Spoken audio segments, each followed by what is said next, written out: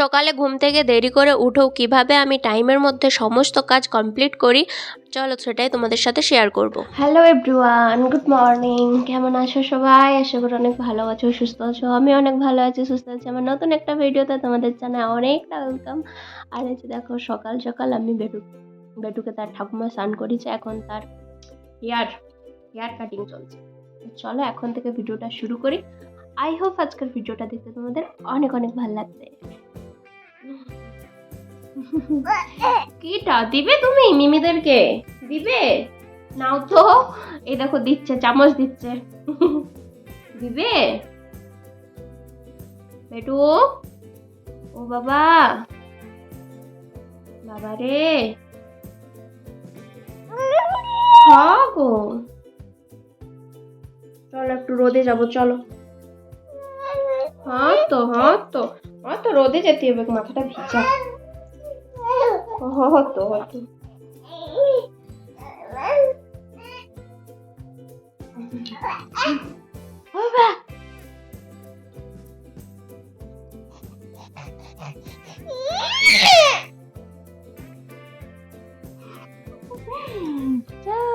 বেটুকে তার ঠাম্মি হচ্ছে স্নান টান করিয়ে দিয়েছিল। এখন তারপরে আমি তাকে হচ্ছে জামা প্যান্ট পরিয়ে, তারপর হচ্ছে ক্রিম টেরিম মাখিয়ে, মাথা আঁচড়ে এখন তাকে বাইরে নিয়ে যাচ্ছি একটু রোদ দেখানোর জন্য, কারণ ওর মাথাটা প্রচণ্ড পরিমাণে ভেজে, তো সেই কারণে। তো ওইদিকে দেখো আমি কিন্তু আবার চলেও এসেছি। আমি যাওয়ার পরে মা 2 মিনিট পরেই গিয়েছিল, বলল যা তুই যে মুড়ি খেয়ে নে, আর আমি ততক্ষণকে বেটুকে নিয়ে থাকছি। তো সেই কারণে আমি দেখো চলে এলাম। আর আজকে হয়েছিল মুড়ি খাবার কিন্তু তরকারি, তো সেটাই দিয়ে এখন দেখো মুড়ি খাচ্ছি। আর সবাইকার মুড়ি খাওয়া হয়ে গেছে, শুধুমাত্র আমি বাকি আছি। সবাই আমাকে রেখে কিন্তু মুড়ি খেয়ে নিয়েছে, শুধুমাত্র আমি বাকি আছি, ওই জন্য আমিও ঝটাপট কিন্তু মুড়ি খেয়ে নিচ্ছি। তো তারপর তোমাদের সাথে চলো শেয়ার করি আজকে আমাদের রান্না বান্না কি হয়েছিল। আমাদের তো সকালে রান্না বান্না হয়ে যায়, তো সেটাই তোমাদের সাথে শেয়ার করি যে আজকে সবজি কি হয়েছে। তো করেছে মা আর কি ফুলকপি আলুই মাছের ঝোল, আর এইদিকে যে মাছের তেল পটা হয় সেটা একটু ভাজা করেছে, তো ওইটা তো খেতে বেশ ভালোই লাগে। আর ওইদিকে বেটুর জন্য 1 পিস মাছ ভাজা আছে, আর বাকিগুলো কিন্তু ঝোলে দিয়ে দিয়েছে। আর এই দিকটাতে আছে দেখো, এই দেখো পালং শাকের ঘন্ট বা চচ্চড়ি, কোনটা কোন সাইডে বলে আমার তো ঠিক জানা নাই। তো আমাদের এইদিকে কিন্তু পালং শাকের ঘন্ট চচ্চড়ি দুটোই বলে। তোমাদের সাথে তো শেয়ার করেই দিলাম যে আমাদের সবজি কি হয়েছে। আর এখন যাচ্ছি আমি কিন্তু গেটে, বড়বাবু ফোন করেছিল এটা দিয়ে আসার জন্য, তো সেটাই আমি এখন গুটি গুটি পায়ে যাচ্ছি দিতে। তো বন্ধুরা এখন আমি যাচ্ছি গেটে, কারণ বড়বাবু ফোন করে বলল একটা জিনিস দিয়ে আসার জন্য। তো এখন আমি যাচ্ছি গেটে।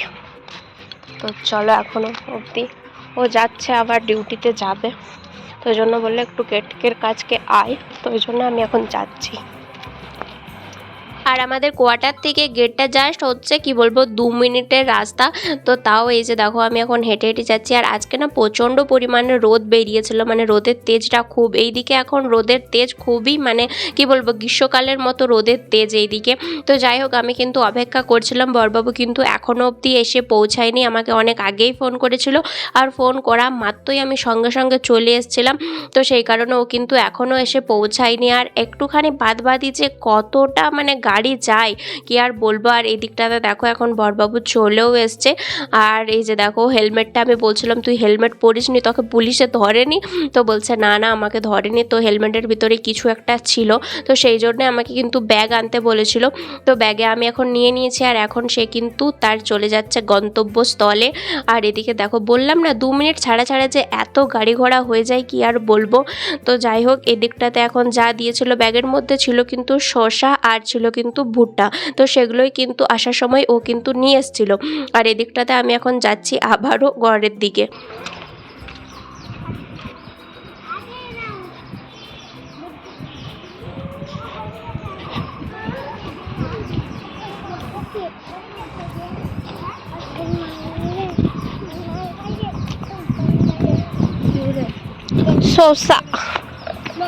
শসা আর ভুট্টা। বেটু কাকে দেখছো তুমি?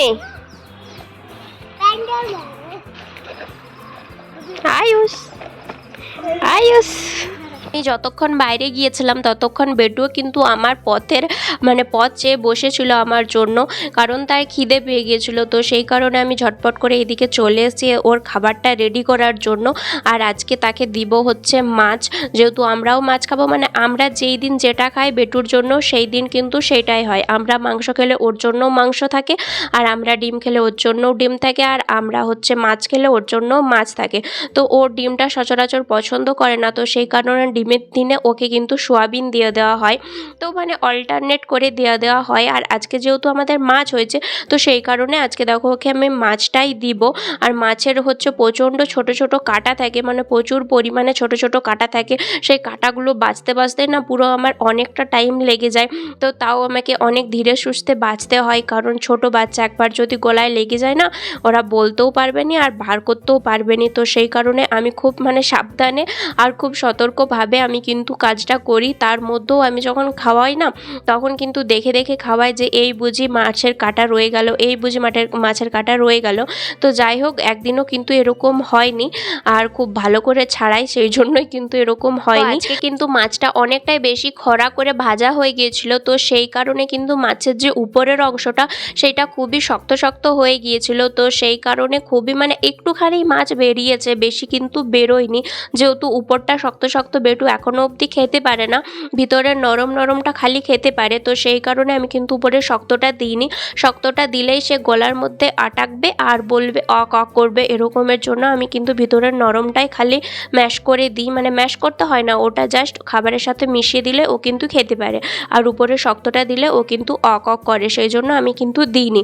তো তার মধ্যেও শক্তটার মধ্যেও আমি যে মানে ছোটো ছোটো টুকরোটা, ওইটা কিন্তু মানে চেষ্টা করছিলাম বার করার জন্য, কিন্তু হচ্ছিল না। তো সেই কারণে হচ্ছে দেখো ওইটুকুই হলো।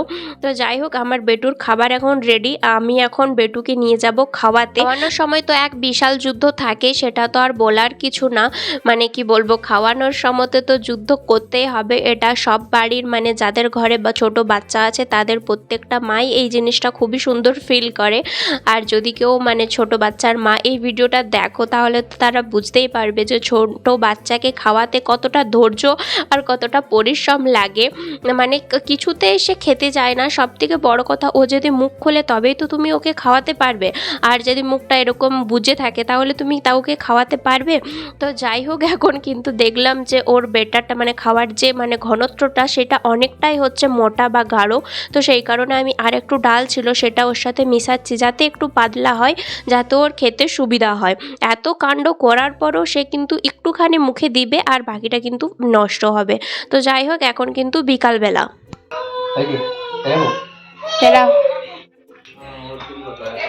বেটু বাবা না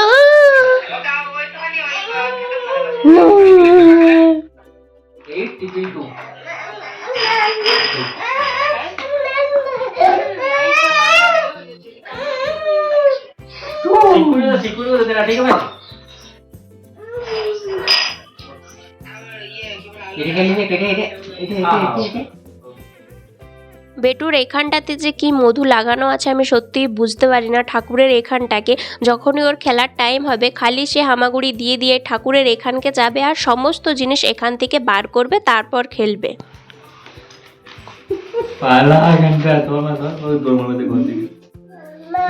मम्मा मम्मा बचा मम्मा पापा माच बाबा बचा मुझे बचा ले मम्मी बचा ले हाथ दे दो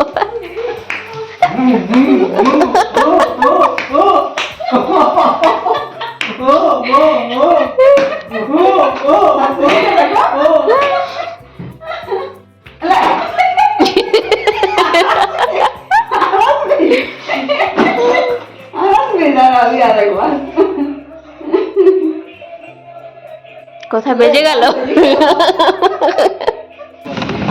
কেন দেখি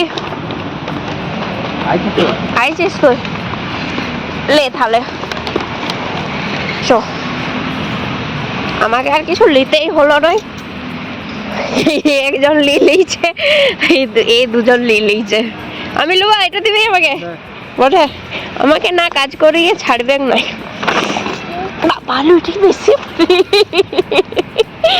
একটু লেবে, তুই একটু লে, এটা কুমড়ো আছে মনে হচ্ছে, তুই একটু লে।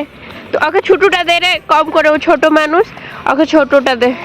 না না উলিতে লারবে, না না না না না না, আরে বাপরে বিরাট ওয়েট এটার।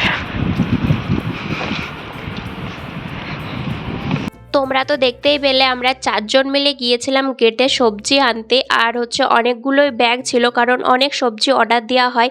আর তোমরা তো মানে যারা আমার ডেলি ভিউয়ার্স তারা তো জানোই আমাদের মানে সপ্তাহে একবারই সবজি নেওয়া হয়, সেটা অনেকটা পরিমাণে। তো সেই কারণে অনেকগুলো ব্যাগ ছিল। তো ভাইও লাস্টে এসে যাবে বুঝতে পারিনি, তারপর মানে জনে জনে সবাই হাতাপাতি করে নিয়ে কিন্তু এখন বাড়ি নিয়ে এসেছি। আর বরবাবু এখন এগুলোকে খুলেও দিয়েছে, এখন এর মধ্যে কি কি আছে এটাও আমি একবার দেখে নিচ্ছি। আর ওইদিকে বাবা অলরেডি এই যে দেখো রাখতেও শুরু করে দিয়েছে ফ্রিজের মধ্যে। ওর মধ্যে দই ছিল, তারপর অনেক কিছুই ছিল, কুমড়ো, ফুলকপি, গাজর, তারপর আলু, পেঁয়াজ, ওর আদা রসুন অনেক কিছুই ছিল, মাশরুম। তো সেগুলোই এক এক করে হচ্ছে মানে বাবা রাখছে, বরবাবু এনে খুলে দিয়েছে, মানে ব্যাগ থেকে খুলে দিয়েছে। আর এখন বাবা সেগুলোকে ভালো করে গুছিয়ে রাখছে। আর আমার বেটুও কাজ করছে, দেখো বেটুও কিন্তু ওকে করতে দেবে না, ফ্রিজটা যে খুলেছে তো ফ্রিজ মধ্যে ওই আবার ঢুকে যাচ্ছে।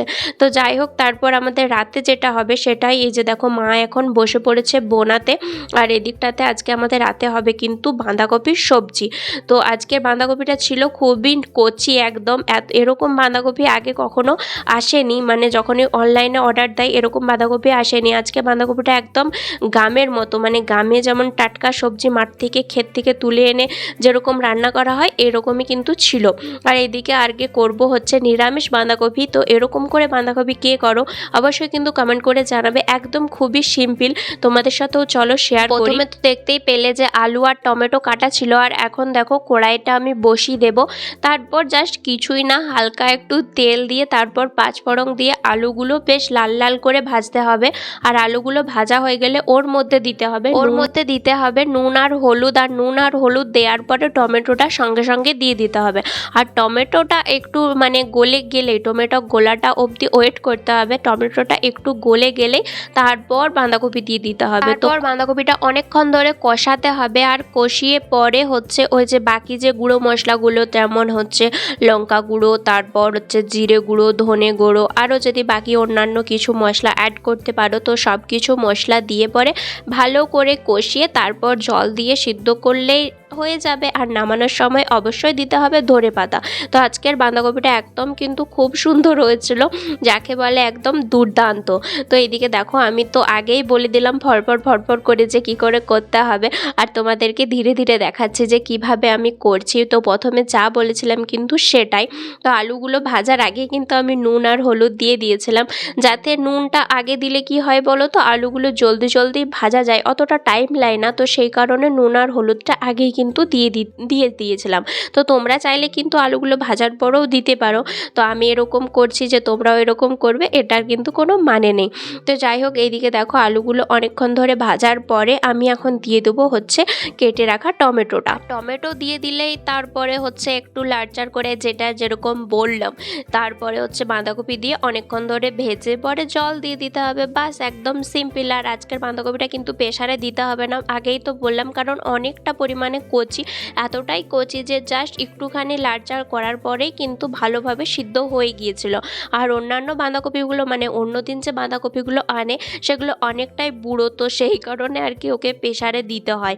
তো এই দিকটাতে দেখো আমি খুবই সিম্পলভাবে করলাম আজকে বাঁধাকপিটা। তো এরকমভাবে কে করো অবশ্যই কিন্তু কমেন্ট করে জানাবে। বাঁধাকপি কিন্তু আর এক রকমভাবেও হয়, তো হচ্ছে আমাদের বাড়িতে সচরাচর এরকমভাবে হয়, কারণ এরকমভাবে করলে আর কি সময়টা খুবই কম লাগে আর খুব সহজেই হয়ে যায়। তো সেই কারণে আমি মানে যখন করি তখন কিন্তু এরকমভাবে করি। আর বাবা যখন রান্না করে তখন কিন্তু একদম পুরো মশলা করে, মাংসর যেরকম মশলা করে আদা রসুন পেঁয়াজ দিয়ে সেরকম করে কিন্তু বাঁধাকপি করে। আর আমি করলে একদম শর্টকাট করে করি, কারণ এরকমে খেতেও ভাল লাগে আর সময়টাও অনেক কম লাগে। তো সেই কারণে আমি কিন্তু এরকমভাবেই করি। আর আমার মতো এরকমভাবে কে করো অবশ্যই কিন্তু কমেন্ট করে জানাবে। তো আমি যতদূর দেখেছি এটারও টেস্টটা মন্দ লাগে না, আর ওইটারও মানে ভালো তো লাগবে, ওটা তো মশলা দিয়ে করা হয়। আর এরকম করেও তোমরা একদিন বাড়িতে বানিয়ে দেখো, তোমাদেরও কিন্তু এরকমভাবে করলে ভালো লাগবে। তো এই দিকটাতে যেমন বলেছিলাম সেরকম সব কিছু মশলা দিয়ে বাঁধাকপি দিয়ে এখন দেখো যে দুটি বাঁধাকপি আর কি জলের থেকে ছাকতে বাকি ছিল সেই দুটি দিয়েও এখন ঢাকা দিয়ে দিয়েছি কারণ সিদ্ধ হতে।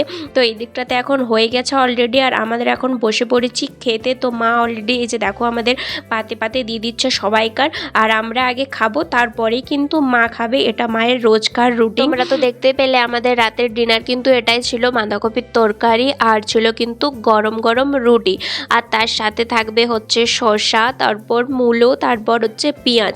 তো আজকে আমি কিন্তু পেঁয়াজটা নিইনি, আমি শুধুমাত্র শসা আর মূলোই নিয়েছি, আর নিয়েছি কিন্তু দুটো রুটি। আর এখন সবাই মিলে কিন্তু বাঁধাকপির তরকারি এনজয় করতে করতে আমরা কিন্তু এখন খাবো রাতের খাবার। তো চলো বন্ধুরা, আজকের মতো ভিডিওটা এই পর্যন্তই। আজকের ভিডিওটা তোমাদের কেমন লাগলো অবশ্যই কিন্তু কমেন্ট করে জানাবে। ভালো লাগলে আমার চ্যানেলটা সাবস্ক্রাইব করে আমার পাশে থাকবে। টাটা সবাইকে, দেখা হচ্ছে পরবর্তী ভিডিওতে।